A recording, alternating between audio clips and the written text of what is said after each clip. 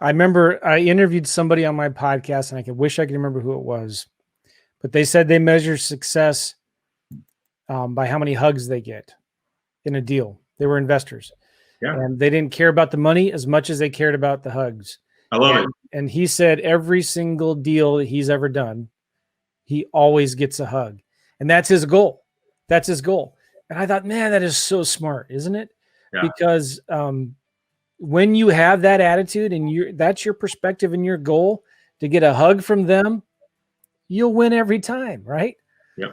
You'll win every time. And if it doesn't turn into a deal, well, at least you're not that guy that can be accused of taking advantage of somebody in a poor situation, you know? Yeah. Yeah. I wish I could remember if anybody listening to this remembers that podcast, it was from at least 3, 4, 5 years ago. Let me know.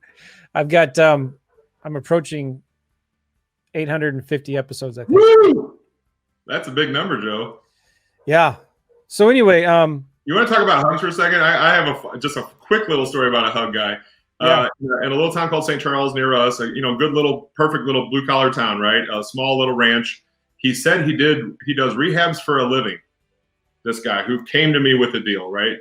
And he was representing his mother-in-law because the 4 daughters did not get along, is what he told me. So I'm meeting with a man whose mother-in-law's house it was.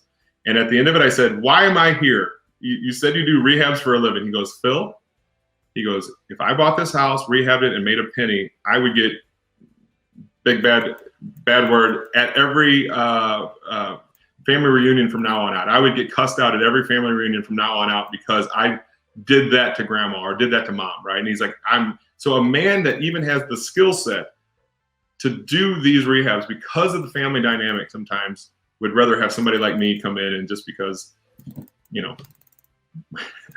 it's one of the most trying times in somebody's life. And so we get to wear our cape, right? We didn't tell mom that she has to move into senior living. We didn't tell her it costs $8,800 a month. We're the person that unlocked the equity out of that house, and nobody wants to rehab the house. And if they do, Joe, I just don't get that lead, right? If they want to do a big rehab, I just don't get that lead. But the people that call me are like, I would like to listen. Tell me more. I just found that episode. It's episode 551. Woo. And it was REI in my car while I'm driving.